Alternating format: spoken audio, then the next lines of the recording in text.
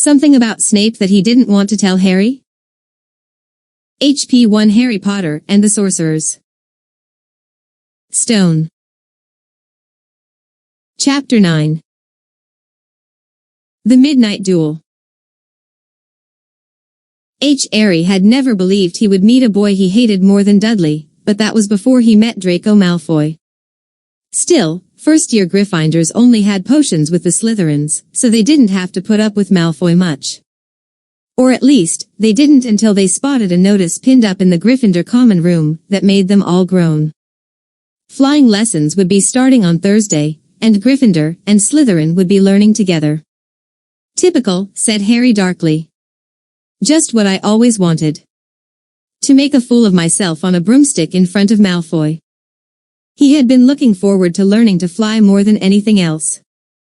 You don't know that you'll make a fool of yourself, said Ron reasonably. Anyway, I know Malfoy's always going on about how good he is at Quidditch, but I bet that's all talk. Malfoy certainly did talk about flying a lot. He complained loudly about first years never getting on the house Quidditch teams and told long, boastful stories that always seemed to end with him narrowly escaping muggles in helicopters. He wasn't the only one, though. The way Seamus Finnegan told it, he'd spent most of his childhood zooming around the countryside on his broomstick. Even Ron would tell anyone who'd listen about the time he'd almost hit a hang glider on Charlie's old broom.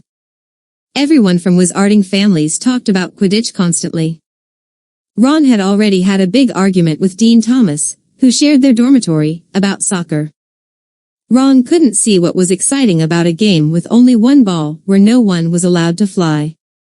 Harry had caught Ron prodding Dean's poster of West Ham soccer team, trying to make the players move.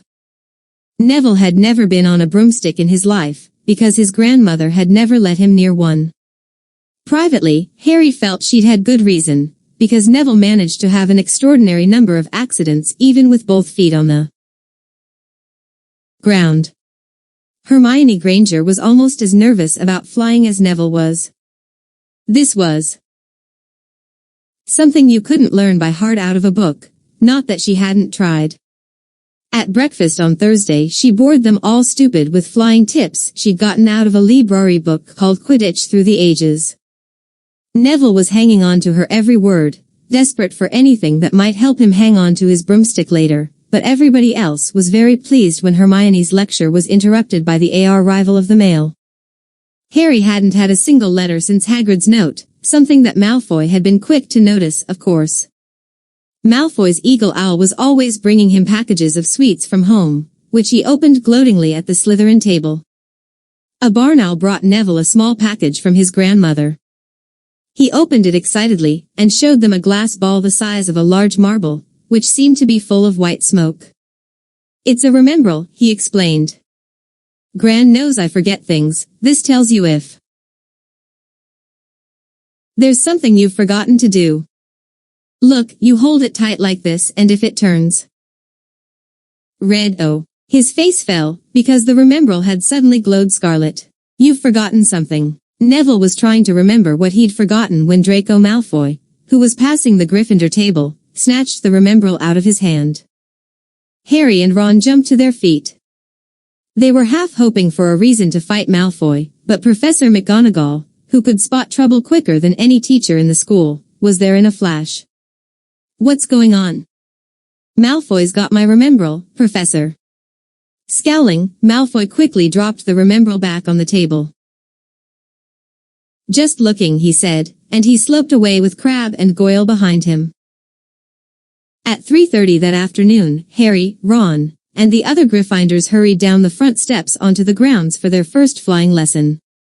It was a clear, breezy day, and the grass rippled under their feet as they marched down the sloping lawns toward a smooth, flat lawn on the opposite side of the grounds to the Forbidden Forest, whose trees were swaying darkly in the distance. The Slytherins were already there, and so were 20 broomsticks lying in neat lines on the ground. Harry had heard Fred and George Weasley complain about the school brooms, saying that some of them started to vibrate if you flew too high, or always flew slightly to the left. Their teacher, Madame Hooch, arrived. She had short, gray hair, and yellow eyes like a hawk. Well, what are you all waiting for? She barked. Everyone stand by a broomstick. Come on, hurry up. Harry glanced down at his broom.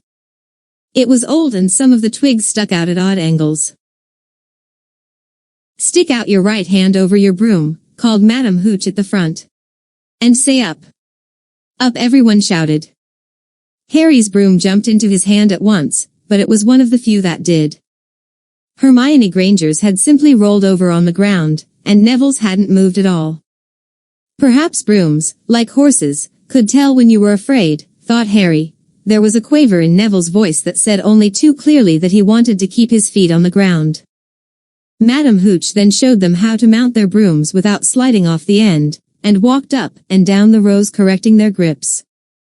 Harry and Ron were delighted when she told Malfoy he'd been doing it wrong for years. Now, when I blow my whistle, you kick off from the ground, hard, said Madam Hooch. Keep your broom steady, rise a few feet, and then come straight back down by leaning forward slightly. On my whistle, 3, 2, but Neville, nervous and jumpy and frightened of being left on the ground, pushed off hard before the whistle had touched Madam Hooch's lips. Come back, boy, she shouted, but Neville was rising straight up like a cork shot out of a bottle, 12 feet, 20 feet. Harry saw his scared white face look down at the ground falling away, saw him gasp, slip sideways off the broom, and wham, a thud, and a nasty crack, and Neville lay face down on the grass in a heap. His broomstick was still rising higher and higher, and started to drift lazily toward the forbidden forest and out of sight. Madam Hooch was bending over Neville, her face as white as his. Broken wrist, Harry heard her mutter. Come on, boy, it's all right, up you get. She turned to the rest of the class. None of you is to move while I take this boy to the hospital wing. You leave those brooms where they are or you'll be out of Hogwarts before you can say Quidditch. Come on, dear. Neville, his face tear-streaked, clutching his wrist, hobbled off with Madam Hooch, who had her arm around him.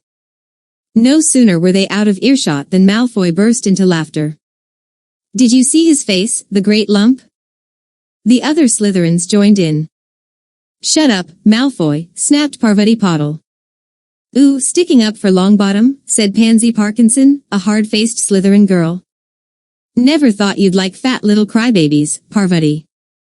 Look, said Malfoy, darting forward and snatching something out of the grass. It's that stupid thing Longbottom's gran sent him. The remembrall glittered in the sun as he held it up. Give that here, Malfoy, said Harry quietly. Everyone stopped talking to watch. Malfoy smiled nastily. I think I'll leave it somewhere for Longbottom to find. How about, up a tree?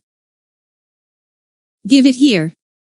Harry yelled, but Malfoy had leapt onto his broomstick and taken off. He hadn't been lying, he could fly well. Hovering level with the topmost branches of an oak he called, Come and get it, Potter. Harry grabbed his broom. No, shouted Hermione Granger. Madam Hooch told us not to move, you'll get us all into trouble. Harry ignored her. Blood was pounding in his ears. He mounted the broom and kicked hard against the ground and up he soared, air rushed through his hair, and his robes whipped out behind him, and in a rush of fierce joy he realized he'd found something he could do without being taught. This was easy, this was wonderful. He pulled his broomstick up a little to take it even higher, and heard screams and gasps of girls back on the ground, and an admiring whoop from Ron. He turned his broomstick sharply to face Malfoy in midair. Malfoy looked stunned. Give it here, Harry called, or I'll knock you off that broom. Oh yeah, said Malfoy, trying to sneer, but looking worried. Harry knew, somehow, what to do. He leaned forward and grasped the broom tightly in both hands, and it shot toward Malfoy like a javelin. Malfoy only just got out of the way in time. Harry made a sharp about-face, and held the broom steady. A few PEO. PLE below were clapping. No Crab and Goyle up here to save your neck, Malfoy, Harry called. The same thought seemed to have struck Malfoy. Catch it if you can, then, he shouted, and he threw the glass ball high into the air and streaked back toward the ground. Harry saw, as though in slow motion, the ball rise up in the air, and then start to fall. He leaned forward and pointed his broom handle down. Next second he was gath-airing speed in a steep dive, racing the ball. Wind whistled in his ears, mingled with the screams of people watching. He stretched out his hand. A foot from the ground he caught it, just in time to pull his broom straight, and he toppled gently onto the grass with the remembrall clutched safely in his fist. Harry Potter. His heart sank faster than he'd just dived. Professor McGonagall was running toward them. He got to his feet, trembling. Never, in all my time at Hogwarts. Professor McGonagall was almost speechless with shock, and her glasses flashed. Furiously, how dare you, might have broken your neck. It wasn't his fault. Professor, be quiet, Miss Potter, but Malfoy, that's enough, Mr. Weasley. Potter, follow me now. Harry caught sight of Malfoy, Crabbe, and Goyle's triumphant faces as he left, walking numbly in Professor McGonagall's wake as she strode toward the castle. He was going to be expelled, he just knew it. He wanted to say something to defend himself, but there seemed to be something wrong with his voice. Professor McGonagall was sweeping along without even looking at him. He had to jog to keep up. Now he'd done it. He hadn't even lasted 2 weeks. He'd be packing his bags in 10 minutes. What would the Dursleys say when he turned up on the doorstep? Up the front steps, up the marble staircase inside, and still Professor McGonagall didn't say a word to him. She wrenched open doors and marched along corridors with Harry trotting miserably behind her. Maybe she was taking him to Dumbledore. He thought of Hagrid, expelled but allowed to stay on as gamekeeper. Perhaps he could be Hagrid's assistant. His stomach twisted as he imagined it, watching Ron and the others becoming wizards, while he stumped around the grounds carrying Hagrid's bag. Professor McGonagall stopped outside a classroom. She opened the door and poked her head inside. Excuse me, Professor Flitwick, could I borrow Wood for a moment? Wood? Thought Harry, bewildered. Was Wood a cane she was going to use on him? But Wood turned out to be a person, a burly fifth-year boy who came out of Flitwick's class looking confused. Follow me, you two, said Professor McGonagall, and they marched on up the corridor, Wood looking curiously at Harry. In here. Professor McGonagall pointed them into a classroom that was empty except for Peeves, who was busy writing rude words on the blackboard. Out Peeves, she barked. Peeves threw the chalk into a bin, which clanged loud. Ly, and he swooped out cursing. Professor McGonagall slammed the door behind him and turned to face the two boys. Potter, this is Oliver Wood. Wood, I've found you a seeker.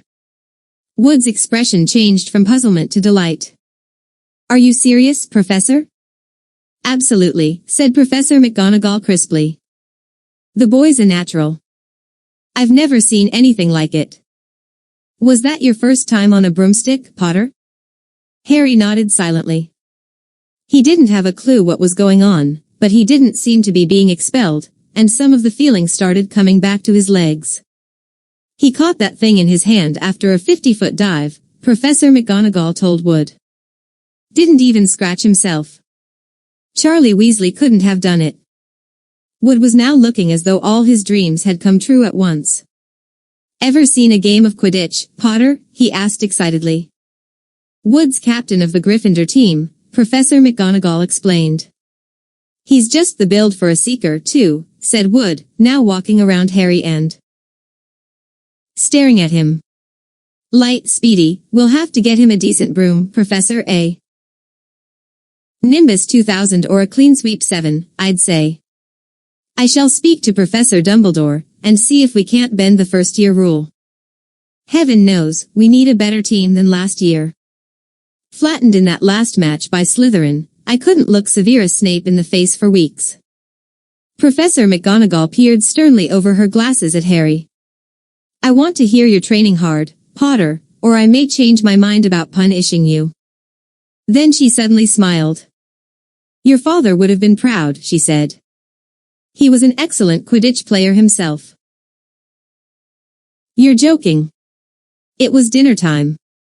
Harry had just finished telling Ron what had happened when he'd left the grounds with Professor McGonagall. Ron had a piece of steak and kidney pie halfway to his mouth, but he'd forgotten all about it. "Seeker," he said. "But first years never, you must be the youngest house play in about a century," said Harry, shoveling pie into his mouth. He felt particularly hungry after the excitement of the afternoon. "Wood told me." Ron was so amazed, so impressed, he just sat and gaped at Harry. "I start training next week," said Harry. "Only don't tell anyone, Wood wants to keep it a secret." Fred and George Weasley now came into the hall, spotted Harry, and hurried over. "Well done," said George in a low voice. "Wood told us. We're on the team 2 beaters. I tell you, we're going to win that Quidditch Cup for sure this year," said Fred. "We haven't won since Charlie left, but this year's team is going to be brilliant. You must be good, Harry," Wood was almost skipping when he told us. "Anyway, we've got to go. Lee Jordan reckons he's found a new secret passageway out of the school. Bet it's that one behind the statue of Gregory the Smarmy that we found in our first week. See you." Fred and George had hardly disappeared when someone far less welcome turned up, Malfoy, flanked by Crabbe and Goyle. "Having a last meal, Potter? When are you getting the train back to the Muggleys? You're a lot braver now that you're back on the ground, and you've got your little friends with you," said Harry coolly. There was of course nothing at all little about Crabbe and Goyle, but as the high table was full of teachers, neither of them could do more than crack their knuckles and scowl. "I'd take you on any time on my own," said Malfoy. "Tonight if you want. Wizard's duel. Wands only, no contact." "What's the matter? Never heard of a wizard's duel before, I suppose?" "Of course he has," said Ron, wheeling around. "I'm his second, who's yours?" Malfoy looked at Crabbe and Goyle, sizing them up. "Crabbe," he said. "Midnight all right? We'll meet you in the trophy room, that's always unlocked." When Malfoy had gone, Ron and Harry looked at each other. "What is a wizard's duel?" said Harry. "And what do you mean, you're my SEC aunt?" "Well, a second's there to take over if you die," said Ron casually, getting started. At last on his cold pie. Catching the look on Harry's face, he added quickly, "But people only die in proper duels, you know, with real wizards. The most you and Malfoy'll be able to do is send sparks at each other. Neither of you knows enough magic to do any real damage. I bet he expected you to refuse anyway. And what if I wave my wand and nothing happens?" "Throw it away and punch him on the nose," Ron suggested. "Excuse me." They both looked up. It was Hermione Granger. "Can't a person eat in peace in this place?" said Ron. Hermione ignored him and spoke to Harry. "I couldn't help overhearing what you and Malfoy were saying." "Bet you could," Ron muttered. "And you mustn't go wandering around the school at night. Think of the points you'll lose, Gryffindor, if you're caught, and you're bound to be. It's really very selfish of you." "And it's really none of your business," said Harry. "Goodbye," said Ron. All the same, it wasn't what you'd call the perfect end to the day, Harry thought, as he lay awake much later listening to Dean and Seamus falling asleep. Neville wasn't back from the hospital wing. Ron had spent all evening giving him advice such as, "If he tries to curse you, you'd better dodge it, because I can't remember how to block them."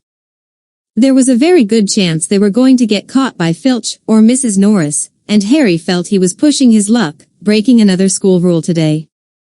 On the other hand, Malfoy's sneering face kept looming up out of the darkness. This was his big chance to beat Malfoy face to face. He couldn't miss it. 11:30, Ron muttered at last, "We'd better go." They pulled on their bathrobes, picked up their wands, and crept across the room, down the spiral staircase, and into the Gryffindor common room. A few embers were still glowing in the fireplace, turning all the armchairs into hunched black shad. Ows. They had almost reached the portrait hole when a voice spoke from the chair near. Them, I can't believe you're going to do this, Harry. A lamp flickered on. It was Hermione Granger, wearing a pink bathrobe and a frown. You, said Ron furiously. Go back to bed. I almost told your brother, Hermione snapped. Percy, he's a prefect, he'd put a stop to this. Harry couldn't believe anyone could be so interfering. Come on, he said to Ron. He pushed open the portrait of the fat lady and climbed through the hole. Hermione wasn't going to give up that easily. She followed Ron through the portrait hole, hissing at them like an angry goose. Don't you care about Gryffindor? Do you only care about yourselves? I don't want Slytherin to win the House Cup, and you'll lose all the points I got from Professor McGonagall for knowing about switching spells. Go away. All right, but I warned you. You just remember what I said when you're on the train home tomorrow. But what they were, they didn't find out. Hermione had turned to the portrait of the fat lady to get back inside, and found herself facing an empty painting. The fat lady had gone on a nighttime visit, and Hermione was locked out of Gryffindor Tower. Now what am I going to do? She asked shrilly. That's your problem, said Ron. We've got to go, we're going to be late. They hadn't even reached the end of the corridor when Hermione caught up with them. I'm coming with you, she said. You are not. Do you think I'm going to stand out here and wait for Filch to catch me? If he finds all three of us, I'll tell him the truth, that I was trying to stop you, and you can back me up. You've got some nerve, said Ron loudly. Shut up, both of you, said Harry sharply. I heard something. It was a sort of snuffling. Mrs. Norris, breathed Ron, squinting through the dark. It wasn't Mrs. Norris. It was Neville. He was curled up on the floor, fast asleep, but jerked suddenly awake as they crept nearer. Thank goodness you found me. I've been out here for hours, I couldn't remember the new password to get into bed. Keep your voice down, Neville. The password's pig snout, but it won't help you now, the fat lady's gone off somewhere. How's your arm? Said Harry. Fine, said Neville, showing them. Madame Pomfrey mended it in about a minute. Good, well, look, Neville, we've got to be somewhere, we'll see you later. Don't leave me, said Neville, scrambling to his feet. I don't want to stay here alone, the Bloody Baron's been passed twice already. Ron looked at his watch and then glared furiously at Hermione and Neville. If either of you get us caught, I'll never rest until I've learned that curse of the bogies Quirrell told us about, and used it on you. Hermione opened her mouth, perhaps to tell Ron exactly how to use the curse of the bogies, but Harry hissed at her to be quiet and beckoned them all forward. They flitted along corridors striped with bars of moonlight from the high windows. At every turn Harry expected to run into Filch or Mrs. Norris, but they were lucky. They sped up a staircase to the third floor and tiptoed toward the trophy room. Malfoy and Crabbe weren't there yet. The crystal trophy cases glimmered where the moonlight caught them. Cups, shields, plates, and statues winked silver and gold in the darkness. They edged along the walls, keeping their eyes on the doors at either end of the room. Harry took out his wand in case Malfoy leapt in and started at once. The minutes crept by. He's late, maybe he's chickened out, Ron whispered. Then a noise in the next room made them jump. Harry had only just raised his wand when they heard someone speak, and it wasn't Malfoy. Sniff around, my sweet, they might be lurking in a corner. It was Filch speaking to Mrs. Norris. Horror-struck, Harry waved madly at the other three to follow him as quickly as possible. They scurried silently toward the door, away from Filch's voice. Neville's robes had barely whipped round the corner when they heard Filch enter the trophy room. They're in here somewhere, they heard him mutter, probably hiding. This way. Harry mouthed to the others and, petrified, they began to creep down a long gallery full of suits of armor. They could hear Filch getting nearer. Neville suddenly let out a frightened squeak, and broke into a run. He tripped, grabbed Ron around the waist, and the pair of them toppled right into a suit of armor. The clanging and crashing were enough to wake the whole castle. "Run!" Harry yelled, and the four of them sprinted down the gallery, not looking back to see whether Filch was following. They swung around the doorpost and loped down one corridor then another, Harry in the lead, without any idea where they were or where they were going. They ripped through a tapestry, and found themselves in a hidden passageway, hurtled along it, and came out near their charms classroom, which they knew was miles from the trophy room. "I think we've lost him," Harry panted, leaning against the cold wall and wiping his forehead. Neville was bent double, wheezing and spluttering. "I told you," Hermione gasped, clutching at the stitch in her chest. "I told you." "We've got to get back to Gryffindor Tower," said Ron, quickly as possible. "Malfoy tricked you," Hermione said to Harry. "You realize that, don't you? He was never going to meet you. Filch knew someone was going to be in the trophy room. Malfoy must have tipped him off." Harry thought she was probably right, but he wasn't going to tell her that. "Let's go." It wasn't going to be that simple. They hadn't gone more than a dozen paces when a doorknob rattled, and something came shooting out of a classroom in front of them. It was Peeves. He caught sight of them, and gave a squeal of delight. "Shut up, Peeves, please, you'll get us thrown out." Peeves cackled. "Wandering around at midnight, ickle first ties? Tut, tut, tut. Naughty, naughty, you'll get caughty. Not if you don't give us away, Peeves, please." "Should tell Filch, I should," said Peeves in a saintly voice, but his eyes glittered wickedly. "It's for your own good, you know." "Get out of the way," snapped Ron, taking a swipe at Peeves. This was a big mistake. "Students out of bed." Peeves bellowed, students out of bed down the charms corridor. Ducking under Peeves, they ran for their lives, right to the end of the corridor where they slammed into a door, and it was locked. "This is it," Ron moaned as they pushed helplessly at the door. "We're done for. This is the end." They could hear footsteps, Filch running as fast as he could toward Peeves. Shouts. "Oh, move over," Hermione snarled. She grabbed Harry's wand, tapped the lock, and whispered, "Alohomora." The lock clicked and the door swung open. They piled through it, shut it quickly, and pressed their ears against it, listening. "Which way did they go, Peeves?" Filch was saying. "Quick, tell me. Say please. Don't mess with me, Peeves. Now where did they go?" "Shan't say nothing if you don't say please," said Peeves in his annoying sing-song voice.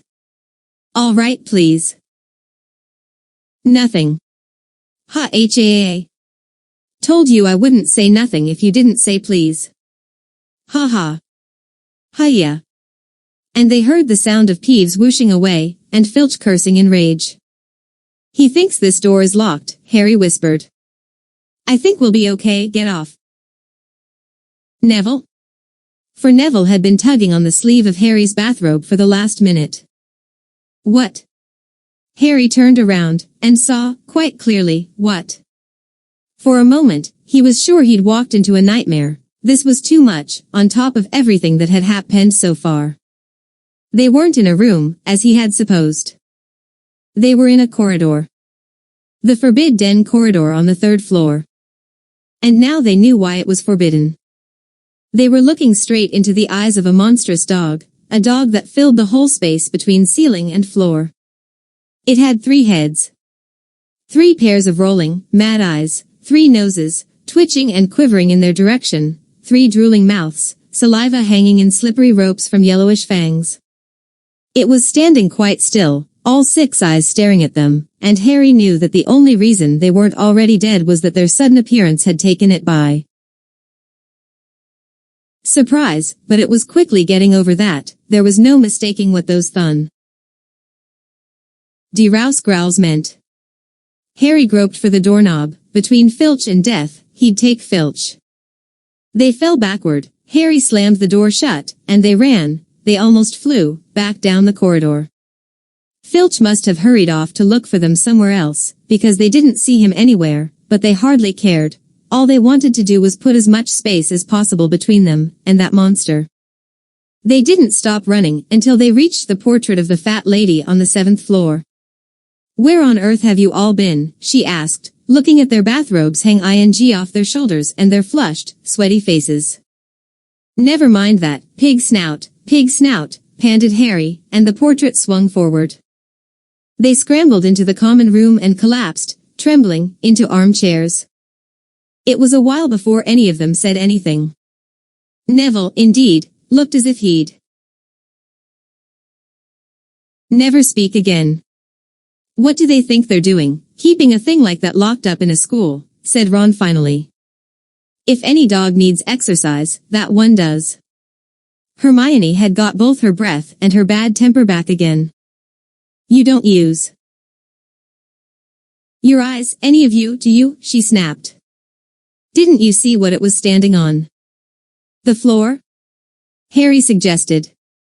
"I wasn't looking at its feet, I was too busy with its heads." "No, not the floor. It was standing on a trapdoor. It's obviously guarding some thing." She stood up, glaring at them. "I hope you're pleased with yourselves. We could all have been killed, or worse, expelled. Now, if you don't mind, I'm going to bed." Ron stared after her, his mouth open. "No, we don't mind," he said. "You'd think we dragged her along, wouldn't you?" But Hermione had given Harry something else to think about as he climbed back into bed. The dog was guarding something. What had Hagrid said? Gringotts was the safest place in the world for something you wanted to hide, except perhaps Hogwarts. It looked as though Harry had found out where the grubby little package from Vault 713 was.